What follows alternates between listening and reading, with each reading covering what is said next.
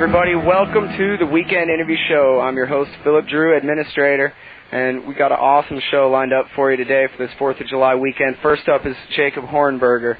He is a former Texas trial attorney from here, believe it or not, and professor at the University of Dallas. He's the founder and the president of the Future of Freedom Foundation. Welcome to the show, Mr. Hornberger. Hey, thank you so much. Thanks for having me. Well, it's an honor to have you on the show, sir. You wrote this article last week called How Hitler Became a Dictator.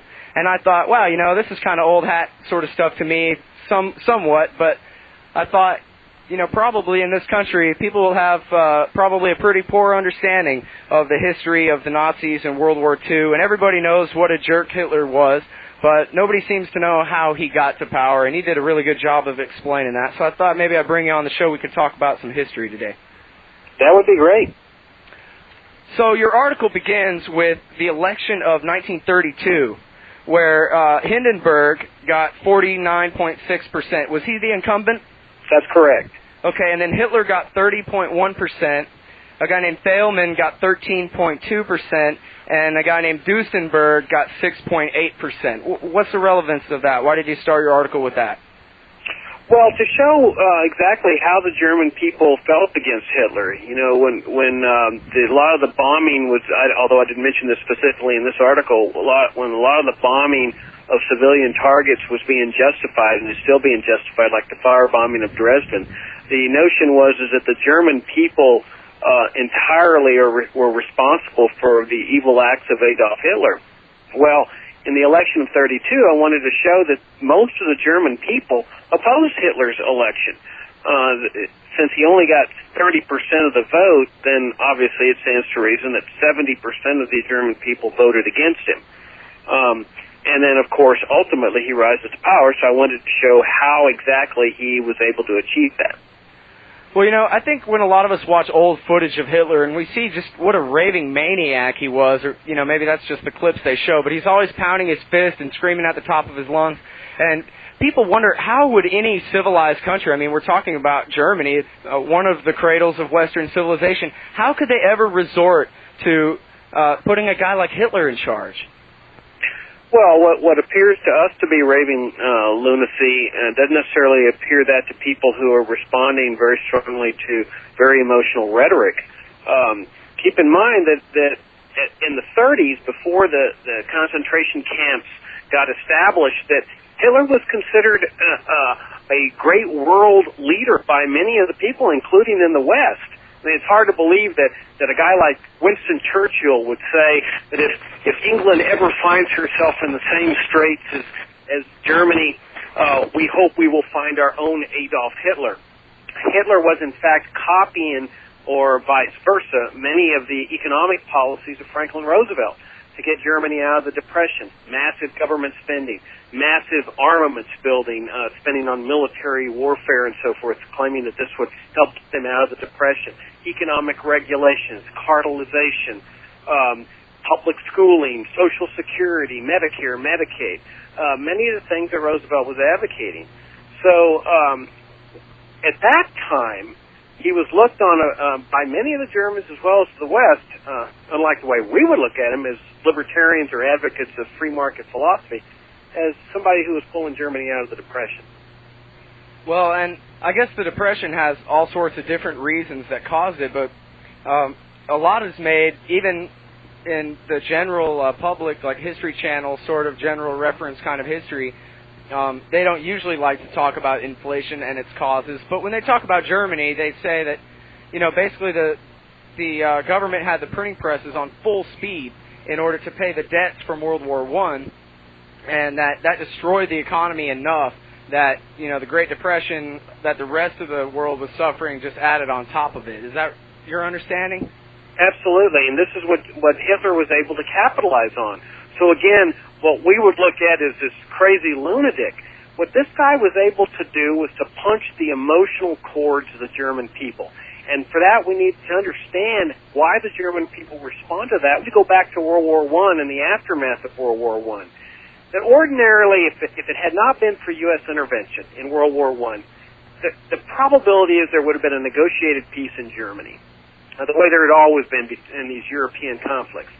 As a result of U.S. intervention, however, the Western powers were able to just break through German lines and actually demolish the German army. So that at the end of World War I, there was just massive chaos. The communists were vying for power. The Nazis were vying for power.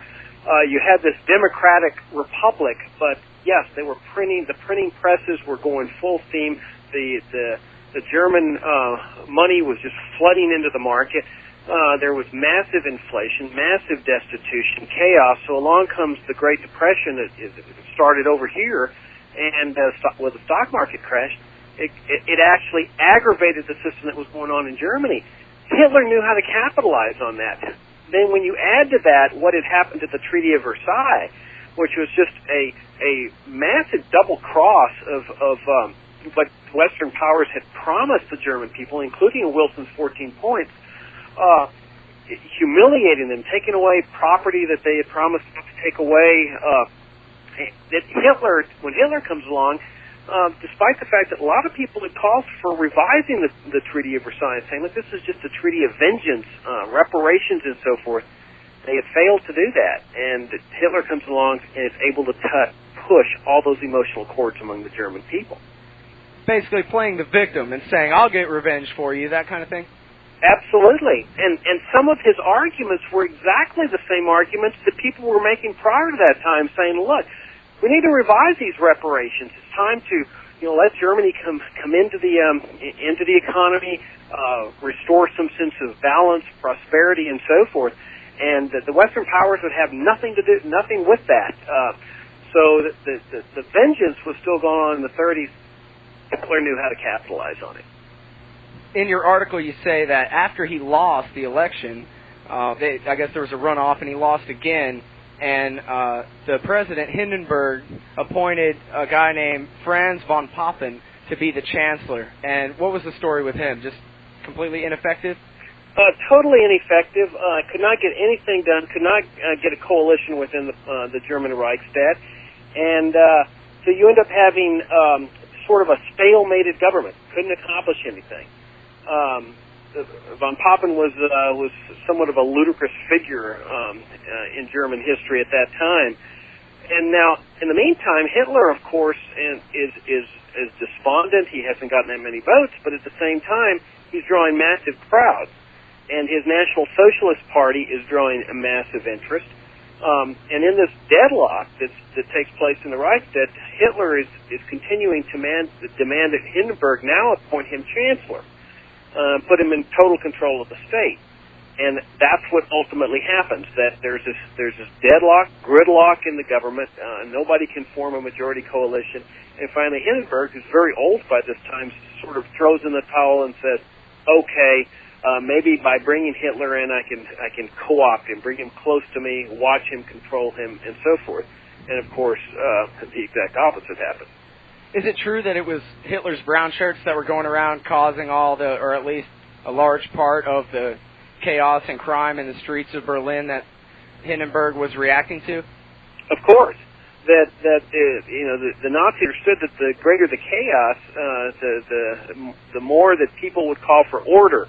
And for that's what the Nazis were promising, that, put us in power, we will establish law and order in Germany. And so the more chaos, the more people were responding positively to the Nazi message. What's the evidence for this? I mean, what are your sources that you quote? Well, the primary book is Shire's book on the history of William Shire's book on the history of Germany at the time, the rise and fall of the Third Reich. That's the primary source that I use for my article. But of course, I've read a lot of other things, like the best biography of Hitler, I think, is John Toland's 2-volume biography. And then Toland's also got a good book on the history of that period. But for this particular article, this article is really just mostly factual, and for that I just relied on Shire's book. Well, it's interesting to me that the way you wrote this, it seems to parallel current events in the United States pretty well, and yet you don't seem to mention that, although it does sort of seem like that's what you're getting at. Am I right? Well, I don't make any reference to current events at all. I just wanted people to know how it was that Hitler not only rose to power, how he became chancellor, but it was much more important than that. I wanted people to know how Hitler became a dictator. Because remember, Germany had a democratic republic, so in a sense, we're dealing with a democracy here, with an independent legislature, the Reichstag. So finally, Hindenburg appoints Hitler chancellor. And I wanted people to see how it was that Hitler was able to get dictatorial powers. That this wasn't just a man that said, I proclaim myself dictator of Germany. This was a nation that followed the rule of law. So he actually went to the German Reichstag and said, let me have temporary emergency powers. And this is what I wanted Americans to see, is to see exactly how dangerous it is in a time of crisis, and it was a time of crisis. It was Hitler's war on terrorism that enabled him to do this, and that's what I wanted to go into in the article. His war on terrorism? What terrorism? Well, what happened was that after he was elected chancellor, there's a fire in the Reichstag, the German congressional building, and now this would be comparable to a terrorist attacking the U.S. Congress. A communist terrorist goes in there and fire bombs the Reichstag, just burns the whole thing up, and immediately there are calls for, we need to do something. I mean, imagine if the same sort of thing did happen on 9/11, but this was the German congressional building. So immediately Hitler goes to the German Reichstag, to the Congress, and says, look, we've got a terrorist crisis here. And it's magnified by the fact that we've got a communist threat, because keep in mind that one of the aftermaths of World War I also was the triumph of the communist revolution in the Soviet Union. So not only is Hitler facing a communist threat, or so he says, but he's also facing a communist threat, the same sort of threat that was used to build up our military-industrial complex throughout the Cold War. So he goes to the Reichstag and says, let me have temporary powers. Let me suspend the Bill of Rights, or what what they call their Bill of Rights. And this will just be temporary. It'll just last for a few months. Don't worry. As soon as those 6 months are over, we will restore the rights to the people. And there were people in the Reichstag that objected to this. They said, no, this is not what Germany stands for. And Hitler said, well, look, this is the way we're going to achieve freedom for Germany. And you quote him in your article saying Germany will be free, but not through you. That's right. He's talking about his opponents. His opponents are saying, if we give you this power, then that's essentially dictatorship. And he says, oh, no, you give me the powers in order to get rid of these terrorists, and that's the way we're going to achieve freedom. And so it's going to be through us, the Nazis, rather than through you. And so when the vote's finally taken, Hitler gets the two-thirds majority he needed to suspend the German Constitution. That's what has gone down in history as the Enabling Act. Anybody could Google that, the Enabling Act, and they can see exactly what I'm talking here, that the German legislature voluntarily relinquished to Hitler these temporary powers. How long was it after that they started calling him the Führer? Well, when von Hindenburg dies, Hitler's able to combine the positions of president and prime minister. So I'm not exactly sure when they started calling him Führer, but it had to be after that. But what matters here is that when he had these powers, he was then able to disappear people. In other words, take out his opponents on the basis that he's fighting terrorism. He's establishing order and freedom for the German people.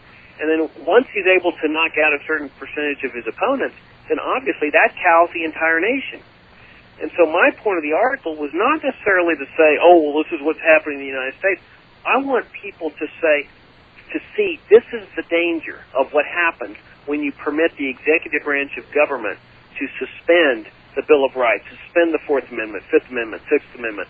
For example, in this Padilla case that was just decided this week, where the executive branch is saying, we need the power to arrest American citizens and punish them without a trial, without due process, without habeas corpus.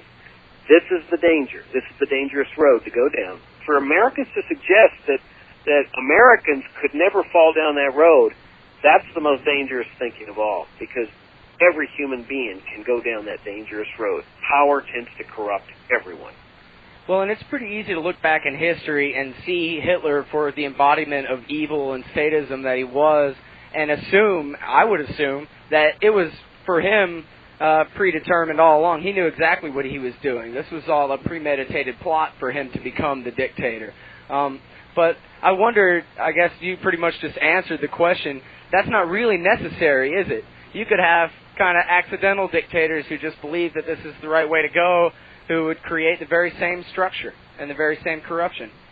I think that if you were able to delve into Hitler's mindset and everything that Hitler wrote and spoke, he never considered what he was doing was evil. I mean, in his mind, he was truly fighting to restore order, stability, and freedom to the German people, protecting them from communism. And let's not also forget that it's not just Hitler here we're talking about. I mean, it's easy to demonize Hitler and make this look like this tremendous aberration in history. There were ordinary German citizens that had to have participated in this machinery. I mean, the Gestapo, the SS, all the bureaucracies, the Social Security Administration, the public schools, the Hitler Youth, the concentration camps. This is what I think Americans have never really grappled with. We focus only on the concentration camps and only on the millions of Jews that he killed. Well, I think we need to focus on much more than that. What were his economic policies? Why were they immoral? Why were they harmful? What was his court system? What was his judicial system? Another article, I think my most favorite article I've ever written, that's on our website at fff.org, is The White Rose. And it is a story of some German students who took on the Hitler regime in 1942, distributing pamphlets secretly. And it was a story of their courage and their resistance and the judicial system that Hitler implemented. That's what I wanted to bring to people's attention, too, that you need to have an independent judiciary here to do what, like the Supreme Court did this week, in constraining the powers of John Ashcroft and the Pentagon and President Bush. Do you think, when you talk about all the economic policies in Germany and the entire structure, is it your opinion that the Holocaust and World War II is just the natural result of the creation of a total state like that? Absolutely. I mean, when the state is big enough to take care of you, and this is what we've been writing for 15 years at the Future of Freedom Foundation, when you start turning over the state the power to take care of you from birth to death, you are granting the power of the state to destroy you. And this is what Hitler did. I mean, he had a paternalistic welfare state. When we talk about national socialism, we're talking about the roots of Social Security, national health care, public schooling. All these things originated in Prussia among the socialists of Germany around the time of the late 1800s. These ideas that are alien to what our founding fathers had. And this is what we've often argued, that it's not just the concentration camps. It's this mindset that says the government is here to take care of you. Relinquish your money, relinquish your privacy, relinquish everything, and we'll take care of you, and we'll never do bad things to you. That's just nonsense. Very, very dangerous thinking. It's funny because as much as the parallels are happening at the national level within the government, I really have trouble in my own mind really comparing Bush to Hitler. It's much easier for me to put the American people in the place of the German people during that time. I totally agree. I don't think it's constructive to compare anyone to Hitler. I mean, I get so tired of hearing that. Oh, he's a Hitler. He's a Hitler. He's a Hitler. I don't think that's constructive at all. And I think that sometimes these people in the administration, Bush, etc., might have the best intentions in the world. But even then, I would argue that some of the worst acts in history have been done by people who were well-intended. And our founding fathers and the framers placed these restrictions on power knowing that well-intended people would try to abuse power. That's why our ancestors insisted on the Bill of Rights that said Congress will pass no law respecting the establishment of religion or abridging freedom of speech. Congress. Now, the reason they did that is because they knew that Congress attracts people that are tempted to do that. And it's the same with the 4th, 5th, and 6th Amendments, due process of law. right to an attorney. Look, you've got the Bush administration and John Ashcroft denying people the right to speak to an attorney. What's that all about? They have all the good intentions in the world. Let's concede that. That's not the point. The point is that this is a dangerous road for any society to be traveling down. And as the Supreme Court said in these decisions this week, national emergencies are the time when you've got to be most vigilant against your own public officials taking away your rights. Well, I can't imagine somebody on our Supreme Court saying that. Was that a Republican that said that? It was actually an 8-1 decision, and it was a very, I would invite everyone to read these decisions. They're linked in an article I wrote called A Supreme Reason to Celebrate the 4th of July, and they're also located on findlaw.com. Our website, again, is fff.org. But yes, these are really beautifully written opinions. Scalia and Stevens, for example, write about the dangers of overgrown military establishments and how our ancestors tried to warn us against a standing army and overgrown military establishments. Sandra Day O'Connor writes that the existence of war is not a blank check to do whatever you want to a citizen, and they exalt the citizen. They raise the citizen to a prime importance in society and say government's not going to just indiscriminately do bad things to citizens.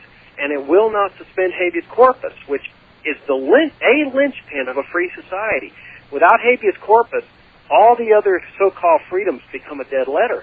And these are the things this court wrote about. It's very, very moving language.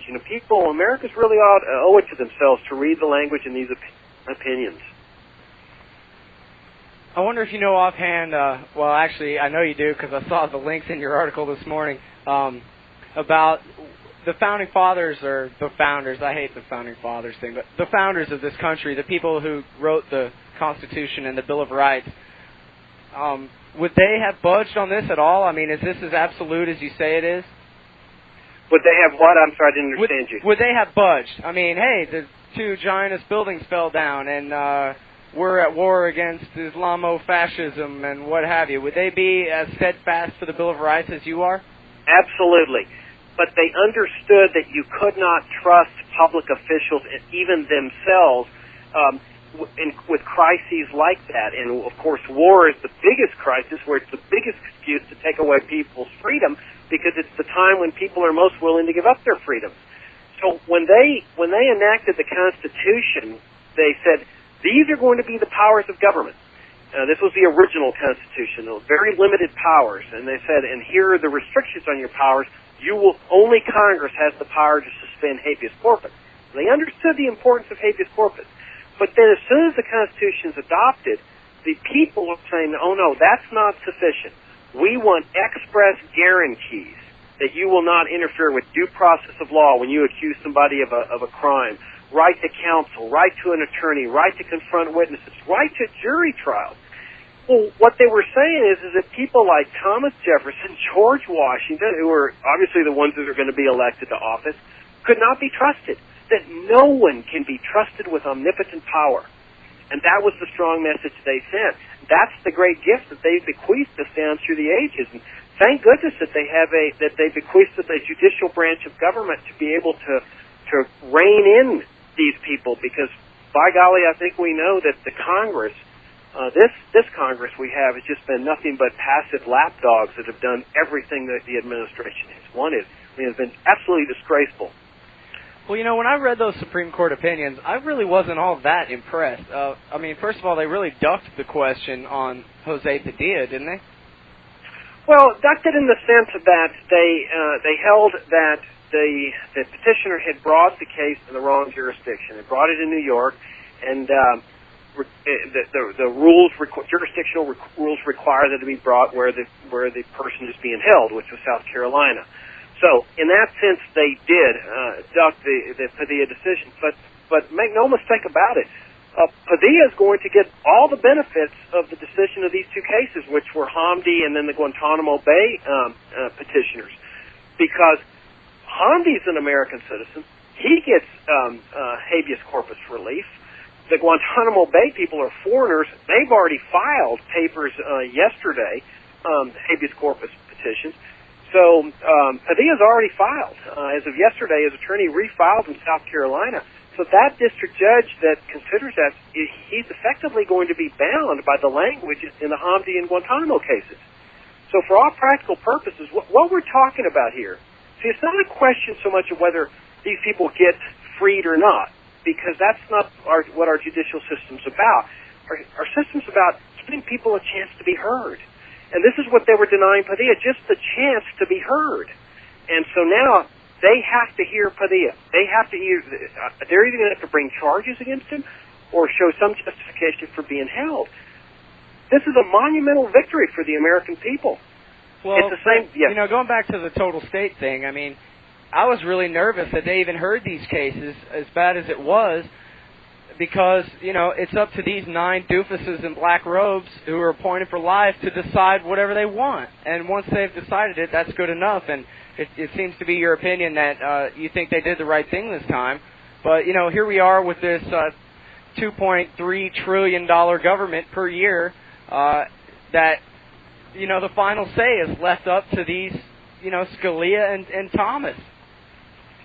Well, Thomas was horrible, shameful in these decisions. He was the one in the 8-1 that said we have to defer the executive. But when you look at it, it's easy to become cynical because of the kind of society in which we live and in which the government continues to take more and more of our rights away. But when you look at it, how it was designed, and you've got an independent branch of government consisting of judges who have lifetime appointments so that the executive cannot fire them, cannot threaten to withhold their pay. They're not dependent on them. Whose job it is to protect the rights and freedoms of the American people from executive assault, congressional assault. The system worked this time. Before these cases, the President and the Pentagon were claiming the power to establish an independent, quote, judicial regime in Cuba. With the same process that mirrors Fidel Castro's system to treat terrorists. No due process, no attorneys, sham kangaroo, military tribunals, all the stuff Castro used. And they were saying, we don't have to answer to the courts. We can do whatever we want, torture and whatever. The Supreme Court has reined them in and said, no, you will answer to us. And we will make the ultimate decision as to whether these detentions are proper or not. And it's the same thing with Hamdi, who's an American citizen. They're saying... This is, the same institution, the Supreme Court, are the ones who all along have said, oh, you know what, the General Welfare Clause does mean that Congress can do whatever it wants. And the Interstate Commerce Clause does mean that the Congress can do whatever it wants. And the Commander-in-Chief Clause means that the President can do just about whatever he wants in a perpetual state of war. As you know, the War Powers Act, since the end of World War II, the President is considered constantly the Commander-in-Chief of the Armed Forces. I understand, it's better that they're appointed for life and so they don't have to depend on the President for their job and that kind of thing. But I guess I'm just attacking the idea of even having an Article 1, 2, or 3 at this point. What I'm suggesting is that if it had not been for these decisions or the power to render these decisions, these would be very, very ominous times in America. I wrote an article called Crossing the Rubicon that showed that this power that the President and the Pentagon are now claiming, the power to arrest any American, newspaper editor, dissident, radio talk show host, writers, whatever, to arrest them, take them into custody, label them an enemy combatant, ship them to Guantanamo, and punish them, including execution without any due process of law, that's the scariest exercise of power, possibly even since the Civil War, because no one is safe at that point. No one. For example, if they picked you up, you would have no ability to go to the courts and say, stop them from doing this. The Supreme Court put the brakes on that. Was there a Supreme Court in Germany in the 30s? Absolutely. I mean, they had a very fine judicial system. And they told Hitler it was okay to suspend the Constitution, or I guess they weren't allowed to meet after that, huh? Well, what happened was that when the trial came up for these terrorists who had firebombed the Reichstag, the main guy, I think his name was Vanderloob, I think he was Dutch, he goes before a regular court, a regular trial, and he's convicted. but there were other people who were accused of participating with him. And they were acquitted. I mean, they were actually acquitted. This was just a regular German court that said, we find them not guilty. This absolutely infuriated Hitler and the Nazis, that a court would dare to stand up against their will. They had accused these people of being terrorists. And so what Hitler did was he established what he called the People's Courts, with special judges that had been appointed by him. Oh, the People's Courts. Nice. You got it. And in fact, is one of these People's Courts, there was a judge who was just a Hitler lackey named Freisler that tried these people with the white rose. And when the kids went up there for their trial before these People's Courts, they accused them of being unpatriotic and not being raised well by their parents, and how could they do this? And Sophie Scholl, who was about 21 years old, she was German. She says, look, somebody had to make a start here, and we're the ones that made the start. And, of course, they were beheaded by the Nazi regime about 2 days later.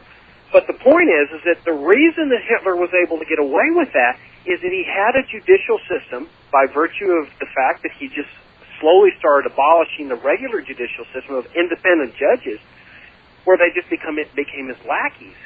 And so once you lose your independent judiciary, and I agree with you, the Supreme Court's made a lot of wrong decisions over the years, but by golly, without an independent judiciary, then the executive's going to be able to do whatever he wants. Yeah, well, and if you're Philip Drew, the radio show host, or Jacob Hornberger, the guy from the Future of Freedom Foundation, you know that your name's on that list, too. Makes you want to fight even more, doesn't it? Absolutely, because the margin just keeps changing. They start out with guys like Padilla and Hamdi, but all of a sudden, when they realize that the Supreme Court, for example, suppose the Supreme Court had ruled in their favor and said, we'll not interfere with you. No matter what you do, we will not interfere with you because this is war. I will guarantee you that that's where the margin starts changing. Once the Pentagon knows it's got the same power here that it has in Iraq. I mean, look how they're treating people in Iraq. They have no constitution to answer to, no Supreme Court, and so they've got warrantless searches and seizures. They're barging into people's homes. They're killing demonstrators. Do you honestly believe that they would not do that here if they didn't think that federal judges would slap them down, hold them into contempt, and actually cite them for contempt and put them in jail? When I wonder, what the hell are we doing over in that part of the world, I can't help but think of World War II. And really our involvement in that war is always held up as, the good war. And, as soon as September 11th happened, all the TV channels started running World War II movies at top speed in order that we can all, remember the wonderful glory of the good war, World War II, which is funny that we have to go back 50 years to find a good war. But anyway, it was really, since then, we never really had a republic again after that. I mean, we've been all over the world ever since World War II ended. It's like we became the Germans in order to stop them. Well, it was very ironic because immediately after the war, some of the files are now coming out that U.S. officials aligned themselves with many of the Nazis that they had previously condemned and brought them into the administration in order to fight their previous ally, the Soviet Union, who supposedly had liberated people in Czechoslovakia and Poland, but actually ended up occupying their countries in a brutal occupation for some 50 years. I mean, it really goes to show you the perversion of the results, that despite the fact that they claim the results are fantastic, Poland, which is why Germany and France declared war in the first place, was not freed at the end of World War II. Neither was Czechoslovakia, neither was East Germany. These are people that suffered under the same type of brutal regime that Hitler had. People often say, well, how could the world have lived with Hitler? Well, we lived with Stalin and his successors, and they were just as bad. But yes, you're right. We rose up with the garrison state, the Cold War state, massive military spending, never ceasing. And it didn't come to an end till finally, 1989 or 90 when the Berlin Wall came crashing down. But then they found a new enemy right quick, and that was Saddam Hussein. Yeah, well, and the war on drugs, that kept us busy in the meantime before we got our Islamo-fascists to go and fight against. Well, that's right. I mean, that's a perfect example of another metaphorical war, which is what the war on terror is all about. It's an endless war. because obviously you're never going to get rid of drugs in a society. You're never going to stop people from taking drugs. But it provides the perfect excuse to just keep going on and on and on, no matter what the results are. And you're right when you mentioned that about Iraq. What are we doing in that part of the world? I'll tell you what we're doing. We're killing people, and that all their family and friends are just new potential terrorists to keep the anti-terror machine going. So it's one of these perpetual wars, supposedly to establish peace, which is going to accomplish the exact opposite. But sometimes that doesn't disappoint people who love to see government continue growing. It's sort of like Osama bin Laden and George Bush are the best things to ever happen to each other. Well, keep in mind that, Osama bin Laden was a former ally of the United States when they were resisting the Soviet invasion of Afghanistan. Saddam Hussein is a former ally. That's where he got his weapons of mass destruction during the Reagan-Bush years from the United States and other Western countries. And we've published some stuff on that, too, on our website. We supported the Shah of Iran. I mean, this is what I think Americans need to confront, is the bankruptcy of this foreign policy. As there's a CIA agent that's just written a book anonymously that's all getting publicity all over the internet. He's a current CIA agent, like 22 years. That says, look, they don't hate us for our freedom and values like these people are saying. They hate us because of this government's foreign policy. That's what we need to be examining here, Phil. I hear a real kind of cycle going on with that. We fight World War II to protect the world from the Nazis, and then we just set the stage for the Soviet Union, and we have to protect the world from them. And in order to do that, we have to, just like we back them versus the Nazis, we back the Mujahideen, and we back the Shah of Iran and Saddam Hussein and all these people to be our check on their power. And now we have to deal with them, and now we have to make allies with new people and turn them into enemies in order to fight this new enemy. And I guess it's either we're going to collapse as a civilization or we're going to lose at some point, but we can't just keep going like this, can we? No, it's just like 1984, the book by Orwell, that the enemies change every year, and you're supposed to forget that this was the previous enemy and this is the new friend and blah, blah, blah. The best two books in this area that have been written, I think, in the last 10 years are Blowback by Chalmers Johnson. I'd highly recommend everybody get this book, Blowback. It shows how, he predicted the terrorist attacks, which we were doing before 9/11 as well. Said U.S. foreign policy is going to produce this, and sure enough, it did. And then another great book by Chalmers Johnson called The Sorrows of Empire that just got published this year, showing exactly what you're talking about, that the more the U.S. intervenes in these other countries, killing people, destroying their infrastructure, trying to put in puppet regimes, that you inevitably get the other side mad because they're losing family members, they're losing friends, they don't like being told what to do, they don't like this intervention, and they ultimately come after you. And then when they do, then all of a sudden we hear these screams about, oh my gosh, they just hate us for our freedom and values, give us more money, surrender your rights so that we can do more of the same that caused it. That's what we need to put a stop to, and that's what we're doing, Phil, at the Future of Freedom Foundation. We're saying, look, we're not on the right course in this country, either domestically with the socialism and the interventionism and internationally with the imperialism. We need to start reflecting on our founding principles, why we abandon them and what those consequences should be, and whether it's time to start moving back in that direction. And by the way, since you mentioned the Future of Freedom Foundation, I got to say that I find it a very valuable resource, and one of my favorite writers of all time, Jim Bovard, writes for you as well. Isn't that right? He writes for us every month. He's been a fine friend since the early 90s when we first got started, and he's one of the people that I respect most in life because he just pulls no punches, and he speaks the truth, and his principles are never compromised. And you got to tell us a little bit more about the Future Freedom Foundation. How many different writers do you have? You said you've been around for 15 years, right? That's correct. We got established in 1989, and we started out with just a little publication called Freedom Daily. Our stock writers are myself.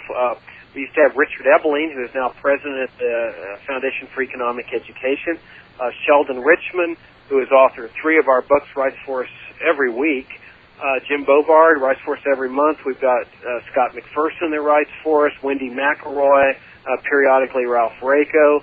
But the Internet has changed, has revolutionized our operations, because now we have one of the most extensive websites for free market ideas, and we have a daily free market editorial page. We send it out 7 days a week. Wait a minute. I'm a confused left-winger in the audience. Did you say free market? But I just thought I heard you talk about how bad all our wars are.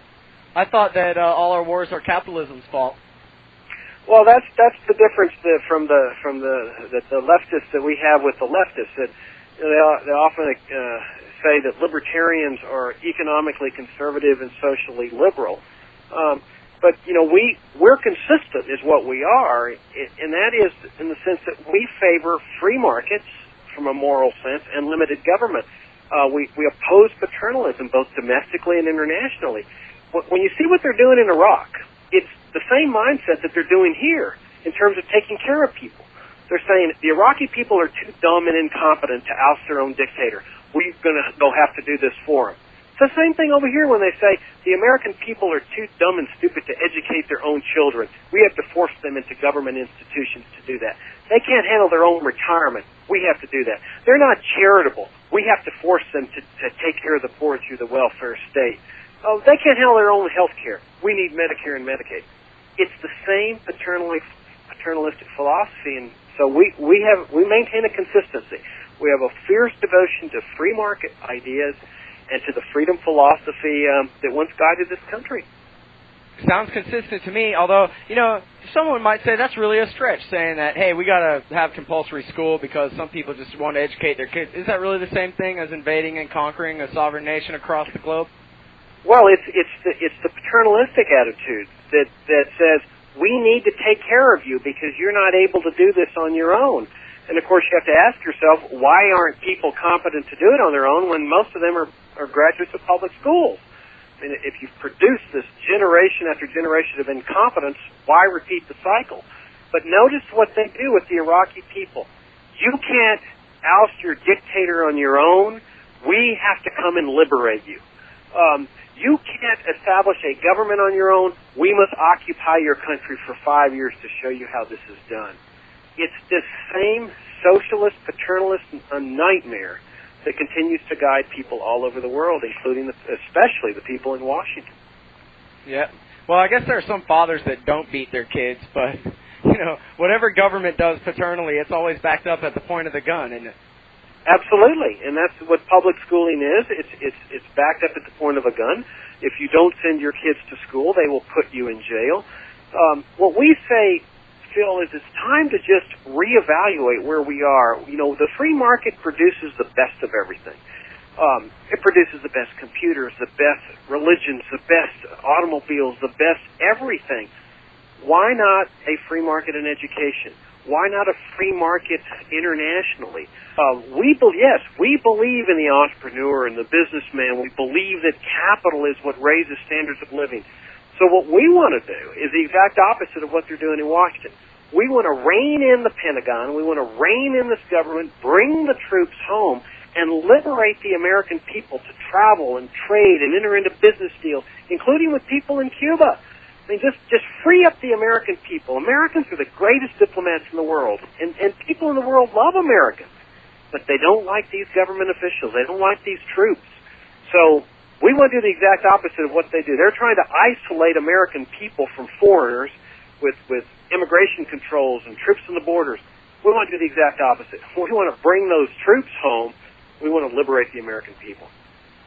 Are these ideas going to break through? I mean, it's the 4th of July, and I like to feel pretty optimistic around this time of year, but part of me thinks that, next week nobody's going to give a shit anymore, and, it's like I saw Newt Gingrich and all them on one of the news shows last week, and they kept calling it a global Islamic insurgency, and nobody stopped to ask, well, insurgency against what?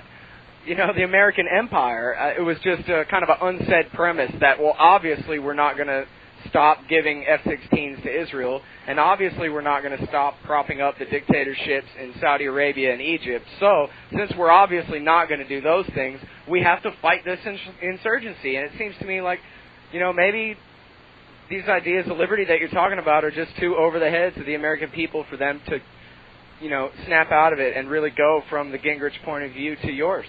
I don't think so. I think that the great boomerang of this Iraqi adventure where thousands of innocent people had been killed on both sides, people who had absolutely nothing to do with 9/11, that this is going to cause the American people to do a lot of reflecting as things start to settle down and so forth. A lot of reflecting on what used to be an esoteric topic, foreign policy. I think Americans are thinking about things they've never thought about. You see it on the Internet. They're talking about the Constitution. They're going back and talking about the Federalist Papers. They're talking about what this country is all about, what the Declaration of Independence really says, what is the meaning of rights.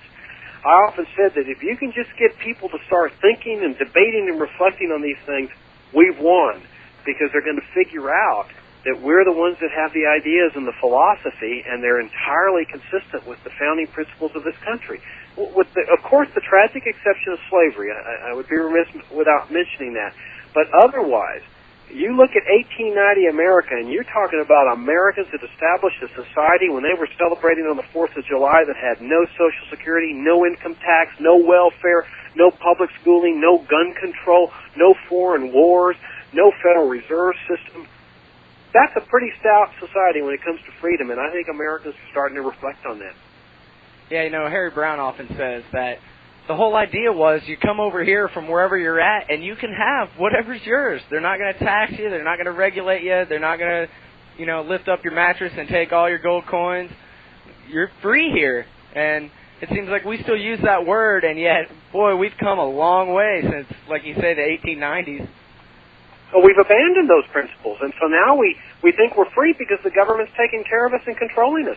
In fact, I often say the plight of the American people is summed up in the words of Johann Goethe, that none are more hopelessly enslaved than those who falsely believe they are free.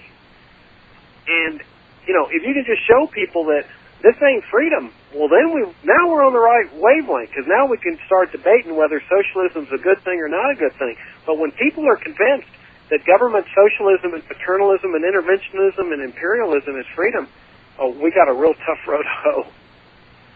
Yeah, it seems so. Well, what would you say to the argument of just, someone who's more or less apolitical, who hears you talking and says, well, look, the reason we abandoned those ideas is because they didn't work. It's been 120 years of democracy since the 1890s, and we've decided we like it this way. We voted for it to be this way on purpose. We like government schools. We like public hospitals and Social Security for our old people. What do you say to that? I would say that why then is Washington constantly coming up with reform plans and new departments and new agencies to fix all the problems with all of these socialist programs? Not only that, I would say that the free market produces the best of everything. Why are you willing to accept something which is secondary in quality, especially when it comes to your children? Well, but the free market has the same problem that democracy does, and that is that the most successful product isn't necessarily the best one. I mean, the toothpaste that sells the most is the one with the prettiest girl on the commercial, not the one that's really good for cleaning your teeth. And, think of music. Flip through your radio dial. If you're not listening to Radio Chaos, it's terrible. And it's terrible because most people like what's terrible. So isn't that really the same problem that democracy has, that the majority is wrong? Well, that would be the argument, but the fact that people have hundreds, perhaps even thousands of choices on computers, and some of those computers are not as good as others, is no argument as to why we should have a government-controlled computer industry like we have the post office. I mean, if the government had taken over the computer industry, it would be run like the post office. And so you can compare the difference. The free market has raised standards of living in this country, the like of which mankind throughout history could not even imagine. It is just, even people who take vows of poverty in this country live very nice lives. And I think that's what we need to be focusing on. That from a utilitarian sense, free markets work. They produce the goods, but also the moral sense. That it's moral that people be free to accumulate their own money, that they decide what to do with it, whether to help the poor or not to help the poor, and so forth. That this is what creates a society of compassionate caring, that when you turn it over to the IRS and a welfare agency, that means nothing in terms of caring and compassion. And that's where both people from the left and the right got it all wrong.